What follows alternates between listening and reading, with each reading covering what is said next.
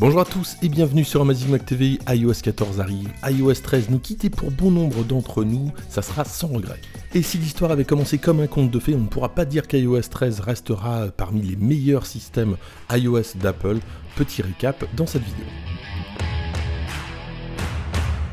Alors petit rappel, iOS 13 est sorti le 19 septembre, soit 9 jours après la keynote qui lançait l'iPhone 11, et généralement c'est plutôt autour d'une semaine, donc déjà on était en retard, et puis surtout le 24 septembre est sorti iOS 13.1, donc seulement 5 jours après iOS 13, et ça c'était pas un bon signe. Alors on avait pourtant des nouveautés plutôt intéressantes avec iOS 13, notamment dans l'application photo, avec tout ce qui était traitement au niveau vidéo, et c'est peut-être ça en fait le problème, pas mal de nouveautés, et peut-être un système quand même moins fiable. Autre nouveauté intéressante, les stickers d'émotion. Alors évidemment c'est pas une révolution, ça vaut ce que ça vaut, mais autour de moi c'est quelque chose qui a bien pris, qui est pas mal utilisé. Et puis avec iOS 13.4 on a eu à nouveau de nouveaux stickers, donc ça c'est plutôt pas mal. Et puis grosse nouveauté également attendue, c'est le mode sombre, et ça aussi ça intéresse pas mal de personnes. Et puis on verra que quelques autres nouveautés qu'iOS 13 nous a apportées, puisque ça nous a apporté quand même pas mal de nouveautés, c'est notamment la gestion des souris depuis iOS 13.4, la possibilité d'utiliser des manettes PS4 ou Xbox avec iOS 13, la possibilité également d'utiliser des disques durs, ça c'est super bien, et puis l'application raccourci qui a vraiment pris tout son sens depuis qu'elle est intégrée à iOS 13. Et puis tout aurait été pour le mieux si on n'avait pas eu pléthore de mises à jour, puisqu'on n'a pas eu 2-3 mises à jour cette année. Regardez, on a eu 14 mises à jour depuis le mois de septembre. Alors finalement je suis pas sûr d'ailleurs que ça soit ça qu'on retienne le plus, le nombre de mises à jour, puisque si on regarde les mises à jour iOS 12, on est déjà 19 mises à jour depuis 1 an et demi certes, et puis quand même bon à relativiser puisque c'est pas mal des mises à jour de sécurité, en tout cas pour les dernières mises à jour. Alors finalement, vu comme ça, iOS 13 semble plutôt un bon système, mais c'est sans oublier deux gros problèmes. Alors le premier problème, évidemment, ça concerne les batteries. Et la batterie, c'est sans doute le thème le plus utilisé depuis le début d'iOS 13. Alors ça s'est calmé pendant quelques mois, depuis novembre jusqu'à mars à peu près. Et puis avec la sortie d'iOS 13.5, c'est revenu en force.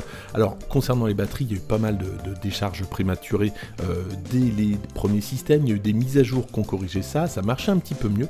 Et puis donc depuis iOS 13.5, c'est ce que je vous disais, il semble y avoir un nouveau problème. Alors peut-être avec des applications en arrière-plan qui prendraient pas mal de batterie. L'arrière-plan, tout ce qui est application multitâche en arrière-plan, semble avoir quand même posé quelques problèmes cette année à Apple. Alors si vous suivez mes vidéos, et on le dira jamais assez, c'est une très bonne chose, j'ai abordé pas mal de fois ce sujet concernant les applications en arrière-plan. Alors c'est sûr que pour économiser de la batterie, de quitter à chaque fois les applications d'arrière-plan, c'est pas terrible, mais finalement lorsque la batterie se décharge un petit peu trop rapidement, vraiment anormalement rapidement, n'hésitez pas à quitter ces applications qui se trouvent en arrière-plan, puisque ça peut consommer quand même.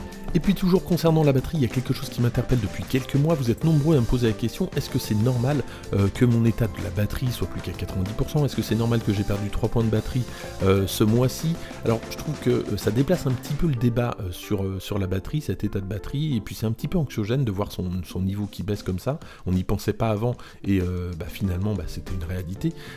Mais en tout cas, le plus important c'est de voir ce qui consomme de la batterie au quotidien, et pas se concentrer sur l'état de la batterie. On peut imaginer que du coup qu'il y a un défaut, et donc on ne se concentre pas sur les bonnes choses, parce que fondamentalement, que vous soyez à 100% ou 95% de batterie, ça change pas vraiment grand chose. Voilà pourquoi pour moi iOS 13 restera toujours associé à des problèmes de batterie du début jusqu'à la fin. Et si on demande d'ailleurs à un utilisateur qu'est-ce que vous attendez du prochain iPhone, est-ce que vous voulez plus de batterie, de la 5G, ou alors un écran OLED sur tous les écrans, je suis persuadé que la plupart des gens attendent quand même plus de batterie. Alors on a des téléphones plutôt fins, même s'ils ont tendance quand même à grossir un petit peu, c'est fini ça, cette dictature de la finesse. On attend quand même des batteries plus importantes, et si ça n'arrive pas de façon matérielle, il faudra bien que le système compense. Donc ça c'était pour le premier point, et puis un second point pour toutes ces choses promises par iOS 13 et puis qu'on attend toujours. Première fonctionnalité qu'on attend toujours, c'est le contrôle vocal en français. Alors ça, c'est disponible en anglais depuis le début, et puis c'est disponible également en français sur macOS, mais on ne comprend pas pourquoi ce n'est pas disponible sur iOS. Alors pour rappel, cette fonction permet d'utiliser l'iPhone sans toucher l'iPhone, donc ça peut servir même aux personnes qui ne sont pas handicapées, et le risque évidemment c'est que ça consomme énormément de batterie, donc on parlait tout à l'heure du problème de batterie, je pense que ça n'arrange rien.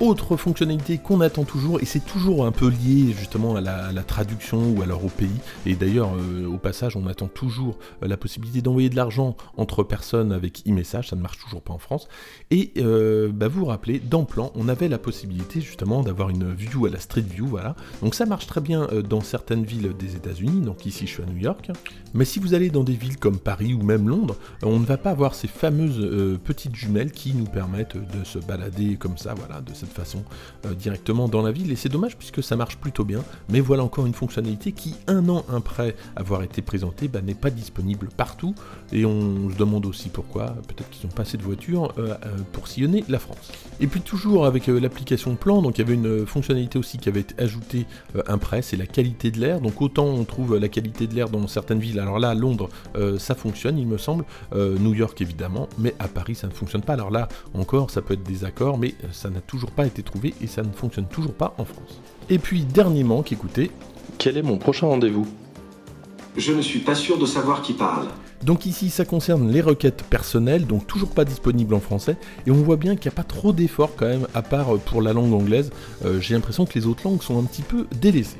Voilà ce que je voulais vous dire à propos d'iOS 13 qui devrait s'éteindre un petit peu plus rapidement que certains OS, puisque iOS 14 devrait reprendre tous les périphériques compatibles, ça on le saura dans quelques jours, donc normalement tous ceux qui avaient iOS 13 pourront migrer vers iOS 14, d'où la disparition d'iOS 13. N'hésitez pas à me dire quelle était votre nouveauté préférée d'iOS 13, dites-moi également ce qui vous manque le plus, qui n'est toujours pas disponible sur iOS 13, et moi je vous dis à très bientôt pour d'autres vidéos, en attendant n'hésitez pas à liker cette vidéo, à la partager, à vous abonner si ce n'est pas déjà fait, et donc à bientôt.